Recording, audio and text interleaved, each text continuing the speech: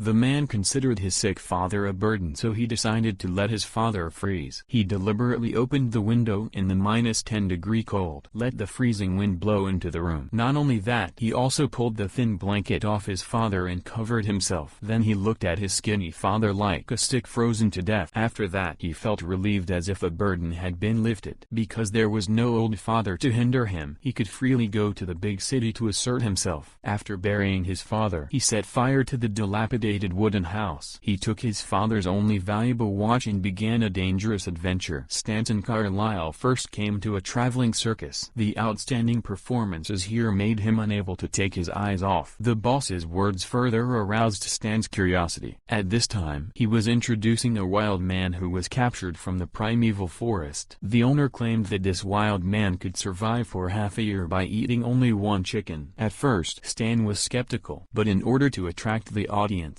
the boss brought out a live hen. Then, in front of everyone, he threw the chicken straight into the dungeon where the wild man was held. At this time, the wild man seemed to have gone crazy from hunger. He rushed to the chicken without hesitation and hugged it tightly. Looking at the chicken in the wild man's hand, it seemed like it was suffering from a painful tearing. But amidst the boos and screams of the crowd, he bit off the chicken's neck. After the show, a woman came out to collect the ticket money. Stan, who had no money, intended to sneak out through the back door, but everything was seen by the boss standing next to him. As soon as Stan stepped out of the gate, he was stopped by the circus manager. Luckily, the muscular guy didn't make things difficult for Stan for not paying the ticket. Seeing that Stan was tall and muscular, he suggested that Stan stay at the circus and work to deduct the ticket money. So Stan became a temporary employee for the circus. Although he had to do the hardest and dirtiest jobs every day, at least he had a full meal and didn't have to sleep on the street. But Stan wanted more than that. After a while of observing, he realized that everyone in the circus had their own talents, and to survive here, he also had to have a special skill. So he went to the magician Gina to learn the profession. Unexpectedly, she was very friendly. She also enthusiastically invited him into her house to chat. Inside, Gina told Stan to take off his clothes and take a shower first. Stan didn't understand the purpose of this, but because he needed help, he had to do it.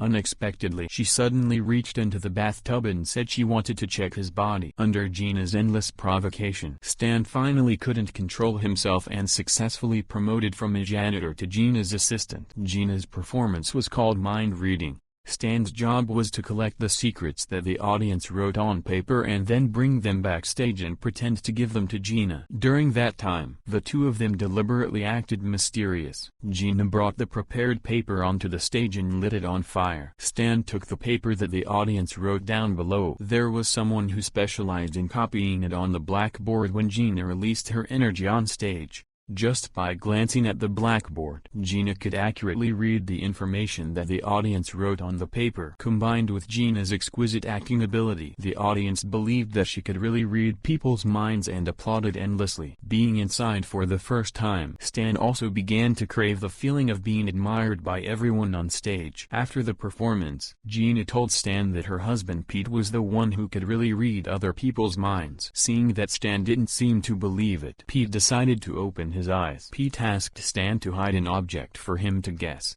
After saying that, Pete turned his back on Stan. Stan then quietly handed the watch to Gina. Gina turned to Pete and said, "Focus on this object. I'm holding it in my hand, Professor." What Stan couldn't believe was that Pete not only guessed that it was a watch but also accurately described its material and its ancient history. Pete even knew that the watch was left by Stan's father. Stan was completely stunned. He had witnessed the whole process, so there couldn't be any cheating here. He really didn't understand how Pete knew. Seeing Stan's longing gaze, Pete did not hide his skills and shared this secret. Pete took out an old notebook for Stan to see. It turned out to be the codes that Pete had spent 10 years researching. Pete and Gina were longtime colleagues. They had created a unique way of communicating. For example, Gina's question just now. "Focus on this item. I'm holding it in my hand, Professor." At first glance, it seemed simple, but in fact, each word contained tricks. For example, the word sin represented the object, emphasizing that the watch was old and broken. As for how to know that the watch was left by Stan's father, that was up to Pete to judge based on his extensive experience, because usually the items left by the father often had a deeper meaning. After Pete left,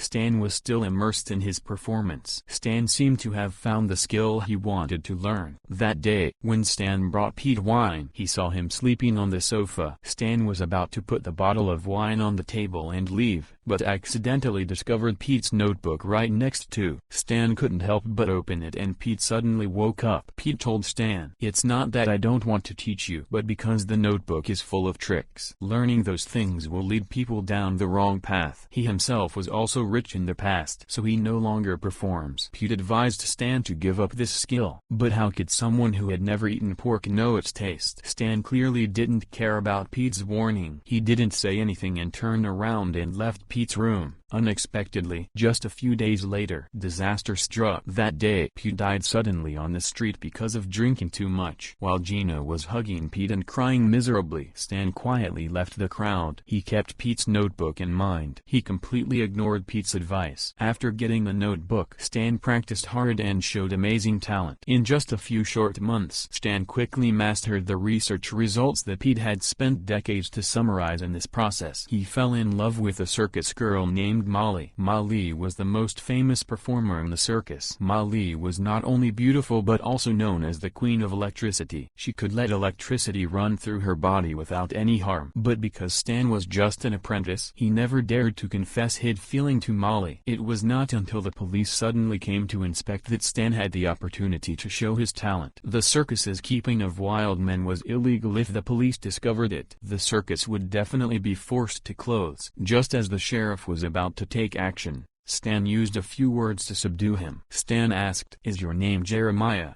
The sheriff was shocked that Stan knew his full name. But guessing his name correctly was only the first step Stan took to control the sheriff. Next, Stan pulled the sheriff aside. Stan not only told the sheriff that he had been paralyzed since he was a child, but also told him his mother's name correctly. It was clear that the sheriff was completely under Stan's control. So Stan took advantage of his trust and grabbed the amulet that his mother left behind. Stan said that his mother wanted him to treat everyone with tolerance and always have a kind heart towards the people so that he could become great. At this moment, the sheriff's soul was purified. Just like that, Stan successfully helped the boss overcome the danger. Then he told the boss that the reason he knew the sheriff's secret was because he had accidentally bumped into a policeman before. From there, Stan saw the sheriff's name on the search warrant. Then, in the chaos, Stan saw the sheriff's shoes, one big and one small. That was the sign of a paralyzed person. Stan's perfect rescue not only received the praise and recognition of everyone in the circus, but also won Molly's heart. Although Stan had a position in the circus, this small circus quickly became too small for Stan's ambition. With Molly's support, Stan was even more determined to go to the big city to start a business. But there was one thing he still didn't understand: how did the boss train the wild man all his life? So before leaving, Stan asked him to answer the question, how did he train the wild man? The boss told Stan that there was no need for any training. Just find a drunkard and invite him to drink, and add a few drops of sleeping pills to the drink. Then the boss took out a small bottle of medicine from his pocket, which was the boss's secret. Just drink it a few times in a row, and no matter how strong-willed the person was, they would become insane, like a savage. Knowing the truth, Stan no longer had any lingering feelings. He took Molly with him and began his journey to conquer the world. A year later, Molly had also mastered the techniques in the book. She and Stan performed mind reading together every day at theaters in big cities. At this time, Stan had become a famous mind-reading master and lived a prosperous life. But one day, while performing, Stan was suddenly interrupted by a lady. Without Molly's code reminder, Stan didn't know how to respond for a moment. He took off his blindfold to stop the lady, but the lady said in front of everyone that Stan and Molly were using some kind of communication method that no one understood to deceive the audience. Although Stan tried his best to explain, it was clear that the lady had no intention of letting him off. Stan didn't know what to do at this moment. If he couldn't answer, he would definitely lose his job. But Stan,